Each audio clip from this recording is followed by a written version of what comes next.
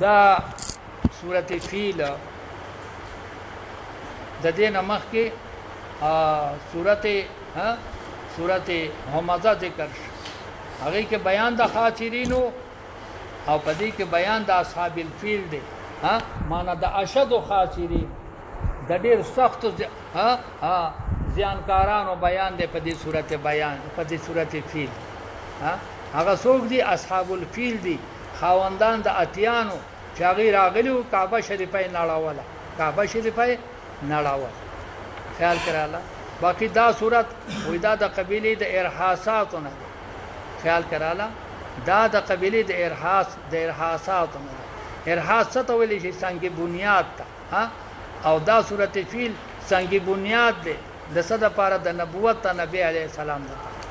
چې کله د کعبې شریفې د نړولو دپاره دشمنان راله خدای پاک کعبه شریفه بچ کړله کعبه شریفه یې څه کړله بچ کړله نبی علیه السلام دغه وخت کې پیدا شوی نه دا صورت دا د بنیاد د څه نه دی دا د بنیاد د نبوت د بنیاد د نبوت لپاره چې کوم دی نه څه دی دا یو څه دی یو پیشنګویي ده یو ځای دی چې لا پیغمبري نشته دی خو صرف پیدا شوی دی او د دې چې کوم دی نه دغه حمله د دشمنانو دا الله تعالی د پیغمبر علیه السلام په حرمت څه کړله نیست و نابود کړله او دغه قوم الله تعالی هلاک په پس باندې په یو ضعیف مخلوق باندې چې هغه توتکر کې وو توتکر خیال کې رااله او د هغې بیان خو اوږد دی خو دا زه کوشش ته اختصار کوم چې په اختصار سره وشي هغه دا ده چې د بادشاه دونواس په مخ کې قصه تېره شولې وه په صورت بروج کې چې هغه ولګېده او شل زره خلق وسېزه شهیدان شو پس کې اصحاب الاخدود کې د هغې نه د دغې خلقو نه د دغې شهداو نه یو دوه کسان بچ شو چې د یو نوم ابرهه او خیال کې راله که نه د یو نوم ابرهه او د بل نوم ارباب دا دواړه چې کوم دی نو دا خیال کې راله دوی په تېښته باندې لاړه او دغه ته چې کوم دی نو بادشاه نجاشي ته چې هغه نصراني و پیرنګی و هغه ته ورسېدل او فریاد یې ورته راوړلو چې زمونږ قوم هلاک شو 100,000 کسان هغه دغه چې کوم دی نو زینواس هغه وسېزله او ممکنه په تېښته راغلي وو ته و زمونږ څه مدد کولی شي که نه شي کولی چا ته وي د حبشې بادشاه ته وي هغه ورته وی بلکل تاسو تیار شئ 50,000 فوج یې وله ورکړه او سره د اتیانو نه خیال کې راله دوی راله اول خو حمله چې کوم دی نو په دغې زینواس باندې وکړله د زینواس په هغې دغه قوم په خلقو باندې چې کوم دا حمله یې پرې وکړله دغه 70 کاله مخکې دغه حادثه د اصحاب البروج راغلې وه 70 کاله مخکې په هغې باندې حمله وکړل د هغې بادشاه قتل که د یمن بادشاه د نجران بادشاه قتل که او هغه حکومت د چا په لاس راغی د دې ابرهه او د ارباب په لاس باندې راغی بیا د دې په کور کې اختلاف راغی جنگ یې وکړو نو دغه ارباب یې قتل که او ابرهه چې کوم دی نو هغه د ټول یمن حکمران شو د ټول یمن او بیا دې داسې وکړله چې دې ابرهه حکم وکړو په دغه کې په نجران کې په صنعا ښار کې حکم یې وکړو وی کعبه جوړول غواړي داسې کعبه جوړو چې هغه د سرو زرو د سپینو زرو چې کوم دی نه دا اوبه وله ورکړلی شي او دیوالونه یې جوړ شي او بیا په ټول ملک اعلان وکړو په یمن کې چې د دې نه وروسته به کعبې شریفې ته څوک حج له نه ځي حج به کوم ځای کوي حج به صرف په صنعا کې به یې کوي د هغې ځای په کعبه باندې به حج کوي دوی دغه سلسله شروع کړله دلته دغه خبر شو څوک کعبې والا خبر شو د بنو کنانه یو څو فقیران ملنګان هغې لاړه او چې کوم دی نه دغه کعبې ته لارې بیا موندله د د هغې د منجورانو سره رابطه جوړه کړله او چې کوم دی نو دا د شپې شپې هغې قتل کړله د هغې منجوران یې څه کړله هغه یې قتل کړله او د هغوی په کعبه کې بول و براز وکړو دا دیوالونه یې ولړله چې سار شو اعلان وشو چې په کعبه باندې حمله شوې ده د شپې او جومات یې راله خراب کړی دی نو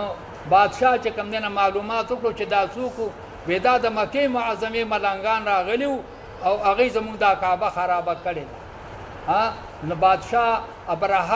ابرهه دغه ته فریاد وکړو نجاشي ته فریاد وکړو وې دغه شان چلو شو مونږ کعبه جوړه کړې وه او هغه راله دغه خرابه کړې ده مکې والو بنو کنانه والو د دوی چې کوم دی نه څه مخنیوی پکار دی هغه وله چې کوم دی نه فوجونه ورکړل سره د اتیانو او را روان شو کوم ځای ته راله دلته کعبې شریفې ته رانږدې شو چې رانږدې شو دلته د کعبې شریفې خلک خبر شو چې دشمنان راله د کعبې نه نړولو دپاره نو د حفاظت دپاره یو لښکر جوړ شو هغه لښکر چې کوم دی نو د زو نفر د هغې لښکر مشر یو سړی و هغه چې کوم دی نو لښکر تیار کړ او مقابله یې د دې ابرهه سره وکړله خو ناکامه شو فوج یې ووالی شه د دغې زو نفر هغه فوج ووالی شه او بیا د بنو خثعم د قبیلې د هغې یو فوج راوچت شو هغوی چې کوم دی نو مقابله وکړله حبیب نفیل ابن حبیب د هغې جرنیل و هغه نفیل ابن حبیب هم ناکامه شو هغه هم ناکامه شو هغه قید شو د ابرهه د لاسه قید شو دغه دوو فوجونو مقابله وکړله خو کامیاب نه شو بیا د طایف نه چې کوم دی نه لښکر راغی خو هغې هم چې کوم دی نه مزه یې ونه کړله بلکې د هغې ابو رغال د هغې مشر و هغه چې کوم دی نه هغه هم ابرهه قبضه کړ ابرهه په خپل قبضه کې واغست بیا دی د کعبې شریفې نه بارې پړاو واچاو دغه 50,000 فوج دی ورسره دا نور ملګري پیدا شوي دي او دی د کعبې شریفې د نړولو اراده وکړله او دی په دغه دوران کې د حضرت عبدالمطلب صاحب چې د نبی علیه السلام نیکه و د هغه 200 اوښان هغه یې قبضه کړي وو وې دا به چې کوم دی نو دا زمونږ په غنیمت کې راله حضرت عبدالمطلب صاحب خبر شو هغه خپل په ښایسته جامو کې او په ښایسته لباس کې چې شکل یې ډېر ښایسته و هغه سره د خپلو وزیرانو نه سره د خپلو ملګرو نه راغی او د ابرهه دربار ته چې کوم دی نو واقع ننوتلو ابرهه خبر شو چې د مکې معظمې بادشاه عبدالمطلب صاحب راغلی دی سره د خپلو ملګرو نه هغه ورته خپل تخت پرېښودو د ځان سره یې په تخت باندې کېناو او ورته ویې ښه صاحبه مطالبه څه ده عبدالمطلب صاحب ورته ویې زما مطالبه دا ده چې زما نه چې کوم دی نه تا 200 اوښان دا د دې کعبې په دشته کې ستا پوځیانو نیسلي دي زه دغه خپل 200 اوښان غواړم هغه ورته وی زما خو دا خیال و چې د کعبې بادشاه ته به چې کوم دی نه سرغټ سوال وکړې دا داسې معمولي سوال وکړو ما وی چې ته به زما نه دا سوال کوې چې ته به کعبه باندې به حمله نه کوې هغه ورته وی کعبه چې د چا کور دی او د چا مال ملکیت دی هغه به د خپل ملکیت حفاظت کوي او د هغې مطالبه به یې کوي او زما خو چې کوم دی دغه 200 اوښان دي زه د هغې ستا نه مطالبه کوم هلکه وی د دغه اوښان دته حواله کوي چې وریکړي نه عبدالمطلب صاحب راغی د کعبې مشرانو ته ووی چې راځئ چې وجاړو په کعبه کې چې کوم دی نو دغه وکړو ولې موږ د دې 50,000 فوج مقابله نه شو کولی هغوی مسلح راغلی دي خو راځئ چې د کعبې مالک ته سوال او جړا وکړو جړا یې وکړله د ملتزم سره او ډېر غټ غټ سوالونه یې وکړله او بیا وروستو دې جبل ابي قبیس ته وختل او دې فوج خپل کار شروع کړ اتیان یې وتړل اتیان یې په رسو باندې وتړل او هغه رسۍ اغستنو د کعبې شریفې ته واچول تاسو به اغستنې نه لیدلي او ما لیدلي دي خیال کې راله خو افسوس دا دی چې دننه ورته نه یم تللی دغه سعادت بعضې خلکو ته الله ورکوي او ما له یې لا نه دی راکړی نو هغه کعبې شریفې چې کوم دی نو د اغستنو ته یې هغه رسۍ واچولې او دلته کې دغه د نفیل ابن حبیب هغه چې کم دی نو هغه راغی دا غټ اتی په دې وخت کې چې کم دی نو خبرې وکړلې وې ته خبرې چې ته په بلد امین کې ته د الله تعالی د کور ته راغلی ته به د الله کور ته نقصان رسوي نو چې کله دې اراده وکړله دغه ابرهه دغه د پوځیانو چې دا اتیان چې کوم نه دا پشا کی او دا رسۍ راکاږي اتیان د خپل ځای نه خوځېدل په خپل ځای باندې چې کوم نه پراته او په دې کې مارغان رااله د دې تو تکر کومرا د کمتر نه واړه او د تو تکینه لګغټ او دغه سری مرغۍ وي سری خپې وي او په درې ګیټۍ به ورسره وي یو ګیټه به په خپه کې وه دوه به په خپو کې وي یوه به په خوله کې وه درې کافران به په هغې باندې وجله تر دې چې 50,000 فوج تباش ابرهه خپې او لاس ولګېدل بوټۍ ته نه جوړه شوله هغه بوټۍ دغه ته ورسېدله صنعا ته او بیا د خلکو د خبر دپاره چې دغسې مرغۍ وي او موږ زما فوج یې تباه کړ او عایشه رضی الله تعالی عنها فرمایي هغه دوه حاتبان وایي ما لیدلي وو چې ړانده شوي وو د مکې معظمې په کوڅو کې به بیا سوالونه کول د مکې معظمې په کوڅو کې به سوالونه کول هغه دوه حاتبان ما لیدلي وو د دغې غټ حاتم نوم هغه محمود و د هغې ذکر الله تعالی فرمایي الم تر کیف فعل ربک نه ګورې ای حبیبه څنګه عمل وکړو رب ستا باصحاب الفیل د خاوندانو د اتیانو سره علم یجعل کیدهم آیا الله ونه ګرځاو هغه مکر د دی فی تذلیل په ختمېدلو کې آیا د دې هغه مکر ختم نه کړ تذلیل ویلی شي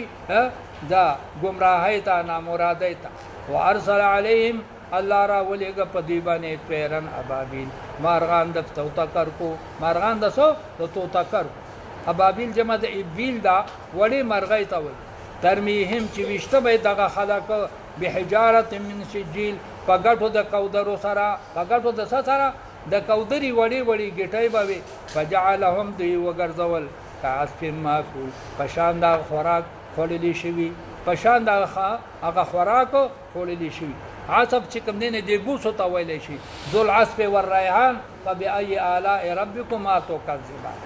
ماکول معنی هغه بوس چې خوړلی شوي او ذره ذره شوي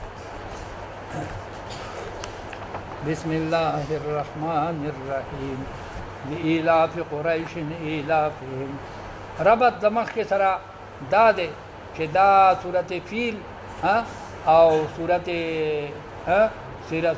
قریش دا دواړه څه دي دا توأمین دي او دا تتمه د څه ده د صورت فیل ده دا صورت قریش خیال کې راغله صورت قریش او د دې یو وظیفه په دې کې ده مرزا مظهر جانان رحمت الله علیه چې دا یو کامل ولی تیر شوی دی د شاه ولی الله رحمت الله علیه په اولاد خیال کې راغله کنه دی وایي چې دا صورت څوک د خطرې او د مصیبت په وخت کې ووایي الله تعالی په خطره مصیبت درکوي او زما خو خپله تجربه ده چې دا دی ګاډی درته نه میلاویږي بس دا صورت قریش یو څو ځلې ووایه ګاډی به درته په ځای باندې ودرېږي خیال کې راغله د دې چې کوم دی نو دا خاصیت لإلاف قریش د وجه د الفت د قریشو نه څه مطلب شو یعنی فلیعبدوا لإلاف قریش دا لإلاف جاری مجرور دی د دې نه مخکې متعلق ولا راو باسئ عبادت دی کوي دا قریش د وجه د الفت د قریشو نه إلافهم د وجه د الفت د قریشو نه رحلة الشتاء سفر د جمی لرا وصف د وړي لرا دوی د عبادت ته د بیت الله شریف د مالک ولي کوي ځکه د دې په زړونو کې الله تعالی محبت ته ساچولې دی د سفر د جمی او د سفر د وړي دغه خلقو د مکې معظمې چې د جمی سفر به هغه به چې کم دی نو یمن تکاو تجارتونه به کامیاب تجارتونه به راوړل او د وړي سفر به شام تکاو کامیاب تجارتونه به راوړل ولې ځکه چې دا منجورانو د بیت الله شریف د مکې خلقو به دغه د شام خلقو به هم احترام کاو او د یمن خلقو به هم احترام کاو نو د دې احترام د وجه نه دې له پکار دي چې د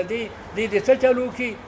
فلیعبدو دې عبادت کوي رب هذا البيت د رب د بیت الله شریف دا لإلاف جاری مجرور متعلق شو د سره د یعبدو مؤخره سره د یعبدو مؤخره دا یو تعلق دی ها او بل دا دی چې ها بل وتا لإلاف قریش جاری مجرور لپاره متعلق څه دی مقدر دی معنا اهلكنا اصحاب الفيل مونږ دا اتیانو والا ولې هلاک کړل دا ځکه هلاک کړل چې د قریش محبت ته سره د دې تجارتونو سره ها د قریش د برکته مونږ دا قوم څخه دا قوم هلاک دغه پیرنګیان هم هلاک کړل چې د کعبه د غرزولو اراده یې وکړه نه یعنی اهلكنا اصحاب الفيل دا بل چې کم دینه دا بل تعلق یو دریم تعلق علماء ذکر کړی دی معنا اعجبوا لإلاف قریش تعجب وکړي د الفت قریشونه چې د قریش په ځونه کې الله تعالی الفت سره چولو د شام او د یمن د سفر سره الذي اغا الله اطعمهم چې دی له ډوډۍ ور کړی دا شاله د قریش د خلق له ډوډۍ ور کړی دا من جوع ورست د لوګنا وامنهم دوی ته امن ور کړی دی من خوف د يرنا دوی ته امن ور کړی دی نور کلی چې دی هغه په امن نه دي هغه يتخطف الناس من حولهم هغه چې کم دینو هغه به امن دي او یو امن صرف ست حاصل دی کعبه شریفه او د مکه معظمه خلق ته حاصل بسم الله الرحمن الرحیم دا سورته سده سورته ماعون دی ماعون معمولی شی تویل شي خیال کړه کنه معمولی شی لکه په سوال باندې چې خلق د یو بل نسو سمسې کونډي غواړي او چوړکې غواړي د ته ماعون ویل شي نه د ته سورته ماعون ویل شي او مناسبت د مخ کی سورته قریش سره ده خیال کړه لکه چې هغه کې د قریش ذکر الله تعالی وکړو چې هغه باندې الله احسان او هغه باندې الله احسان وکړو دغه نه بچ کړل د سنا د اتیانو د حمله نه بچ کړل خیال کړه او په دې صورت کې مذمت د چا ذکر کوي دا خلقو چې هغه د غریبانو امداد نه داغي نه دا یا دا چې په سورته قریش کې په سورته قریش کې هغه کې چې کم دینو بیان د اطعام او د انعام د الله تعالی انعام د الله تعالی په د قریش باندې او په دې صورت کې بیان د انعام دی په یتیمانانو باندې چې په یتیمانانو باندې انعام کول دا ډیر ضروری دی ارایت الذی خبر را کماتا اے پیغمبر علیہ السلام خبر را کماتا الذي داغ سړی یو کذب بدین چې انکار کوي د قیامت نه داغه انسان نما خبر کا چې قیامت نه مني فذلک دا څوک دی چې قیامت نه مني الذي داغ سړی دی يدعو الیتیم چې د تل وهی یتیمانانو لرا نه دا د قیامت نه منکر چې دی داغه څوک چې یتیمانانو له ټکر ور کوي دیلا سشې نه ور کوي او دی تل وهی یلکه یتیم راشي وی مال چې کوم نه څه خیر زکات راکا دی ول الله ته ورکی پوښې وکړه دا سړی د دې سړی ایمان نشته په سبا باندې په قیامت باندې ولا يحض او ترغیب نه ور کوي الا طعام المسكين په طعام د مسکینانو باندې چاته ترغیب نه ور کوي چې مسکین له ډوډۍ ورکا دا غریب دی فویل للمصلين منځګزار دی د پاره نه هلاکت ته د پاره د منځګزارو دا مخکنه دغه مذمت الله تعالی دغه مشرکین ذکر کو چې هغه د یتیم او د مسکین خیال نه ساتي او دا مذمت د منافقین الله ذکر کوي فویل للمصلين هلاکت ته د پاره د منځګزارو د کوم منځګزارو د پاره چې هغه منافقانی په دل کې ایمان نشته په جبه ایمان دی او په دل کې ایمان نشته الذين داغ خلق دي هم عن صلاتهم ساهون چې د منځونو نه دی په غفلت کې دي د منځونو نه پس کې دي په غفلت کې دي خیال کړه نه ساهون معنا دا ده چې دی منځ د سره کینا او ککین هغه منځ د منافقان منځ د څه د منافقان الذين دا هغه خلق دی هم یراؤون چې دی ریا کوي که منځونه کوي هغه هم په ریا باندې کوي که صدقات کوي هغه هم په ریا باندې کوي ويمنعون الماعون او دی منی کوي ماعون لرا معمولی شی هم د خلقو د خیر نه منی کوي د ماعون نه مراد مفسرین وای ها بعضی مفسرین وای چې دې نه مراد ها دا معمولی چیزونه دي چاله ها چاله چې کوم نه کټوي سمسیم نه ور کوي تیله ها د ور تیله چاله نه ور کوي چیرې دا بل مسلمان په دا گاونډي په څه کې ور په بل کې کوشش وکړه او نه د معون معمولی شي ته خیال کړه او بعض مفسرین وایي چې نه د معون نه مراد زکات نه ور کوي ځکه ویل خو کنده د عذاب ده او کنده د عذاب ده د پاره د چا ده دا د هغه چا د پاره چې زکات نه ور خیال کړه دا د بخیل د پاره ها د دغه د پاره نه کوشش وکړه د دې معمولی شیزونو ورکو منع باندې په منع باندې چې کوم نه د عذاب وعید دانشته دی پوه شي وکړه نو دا قوي تفسیر دی ښا چې د ماعون نه مراد څه شی دی زکات دی چې زکات چاله نه ورکړي بسم الله الرحمن الرحیم دا سورته کوثر دی مخکې سورته ماعون ذکر شو او د دواړو ربط دا دی خیال کراله کا چې پاغه کې زم د کفارو ها او پدې کې زم د کفارو هغه کې زم او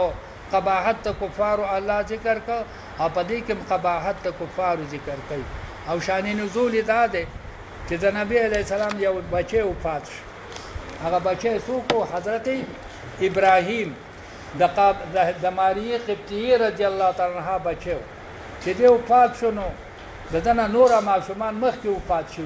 عبد الله او طاهر او طیب اخو مخکې وفات شو خدا د ټولو نه په اخر کې وفات شو د قبر هم چې دی په جنت البقیع کې دی او ډیر مخامخ دی د لارې په خوا کې په جنت البقیع چې کله دی وفات شو نو کفارو خوشحالي شروع کړه وې ځکه خیري مخکنی وفات شوی دی او دا یو هم وفات شو دی خوشحالي شروع خیال کراله دغه چا غاصب نیوایل او خیال کراله کا غاصب نیوایل او داسې نورو کافرانو دی خوشحالي شروع نو الله جل شانه دغه مذمت په دې صورت کې ذکر کړ او نبی علیه الصلاۃ والسلام ته د خوشحالي زیره ورکړ ان اعطینا کل کوثر بشکم درکړې تا حوض کوثر لرا تعالی مثال درکړې دی حوض کوثر ده چې هغه یو نهر دی په جنت کې ټول جنتیان به داغې نه وبس خیال کړه او چا چې نه یو د دغه شربت وڅکو 50,000 کال ورځ د قیامت ته بیا به تګې نشي نو مراد د کوثر نه څه دی حوض کوثر دا د ابن عباس رضی الله تعالی عنہ قول او دا د سعید بن جبیر رحمت الله علیه قول او خیال کړه